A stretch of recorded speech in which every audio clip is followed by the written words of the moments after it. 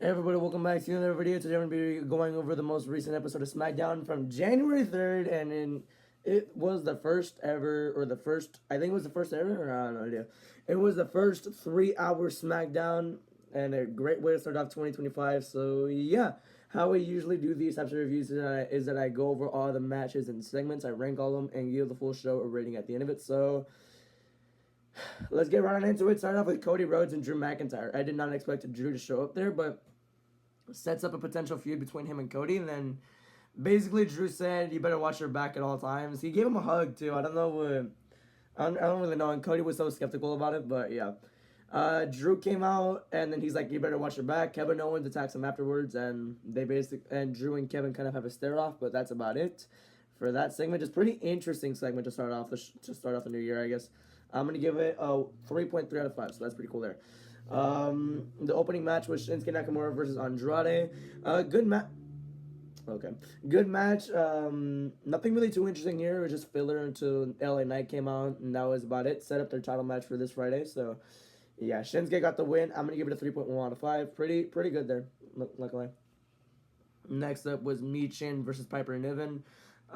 Decent match, I guess. I mean, once again, just more filler until Chelsea gets in her first defense against Michin. It was just filler for that. That's basically about it. No, 2.6 out of 5, and that's it. Paul Heyman and Solo Sikoa segment was pretty fun to watch. I can't lie. Paul Heyman, everyone's talking about this on Twitter. He did the counting like Roman Reigns or like The Rock did at Bad Blood, like this, 2 and 3. He did that. It was pretty cool to see there.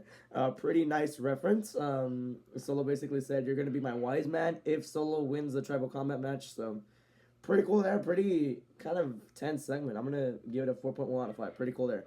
I'm sorry if you can hear Carly barking. She does that for no reason. I don't know why she does that.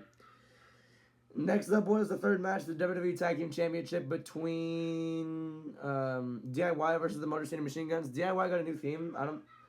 I'm not sure if I like it too much. I think it's alright, I guess, but whatever. The match was honestly really fun to watch, in my opinion. Really fast paced, and then you got Los Garza and Pretty Deadly getting involved there. They caused the DQ. I thought the Motor City Machine Guns honestly had the titles for the last like 3 minutes of the match.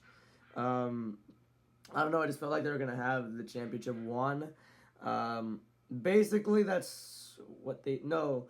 But Los Garza and Pretty Deadly are brawling on the outside. They get in the ring and cause a no contest. So that was funny. DIY kept the titles too. I'm gonna go to 3.5 out of 5. Let me just say this: the rebranding of the tag division. It seems pretty. It looks like it's going the right direction. You're having Los Garza being involved. You have the Street Profits. You have Pretty Deadly. You have all these tag teams in the tag division working really well. I feel like that's a good step forward in the division for the tag teams. Because when SmackDown and Raw were 2 hours, they were just overshadowed by everything else. Next up was the WWE Women's Championship between Naomi versus Nia Jax. Honestly, it was a pretty fun match in my opinion. It lasted 19 minutes, which I am really happy about. The match started off very slowly with Naomi and Nia Jax, but towards the second half, it really started to pick up really well. And yeah, towards the end, it got really fun. And then here's Tiffany Stratton. Wow, and here's the moment of the night, I guess. Tiffany Stratton comes out, basically comes in to cash in, but she gets caught, and so she kills the ref, distracts Naomi. Candice distracts Nia, and hits Naomi, and Tiffany hits Naomi with a briefcase, and Nia wins. But here's Tiffany betraying Nia Jax and Candice LeRae, but she just lets Bianca Belair KOD her. I was screaming on stream. I'm like, cash in, god damn it, cash in. Like I was just screaming, cash in already, god damn it, cash in, Tiffany, cash in. It took her so long, but she cashed in. Ended up being a really cool moment. She is now the WWE Women's Champion. Super happy for her. Pretty cool. Her run as Miss Money in the Bank was bad, but yeah, she's a champion now. We can just forget about that. So yeah, I'm gonna give the match between Naomi and Nia a 3.3 out of 5. It was good. It was really good at the end. And now the main event was the Bloodline versus Sami Zayn and the Usos. Good match here.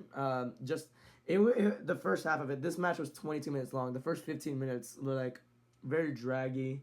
I don't know. It just felt forced as well because the Bloodline is always main eventing. It just felt forced. The match dragged on. It took a long time to develop, but once it did, it was a good match. But overall, I wasn't too fond of it. It was still good, but yeah. The Bloodline won because Drew McIntyre came out to distract, but yeah, that was basically it. I'm going to give it a 3 out of 5. That's it. So if I had to rank these segments, Paul and Solo, once again, segment of the night, pretty cool to see there. The WWE Tag Team Championship is so far match of the year.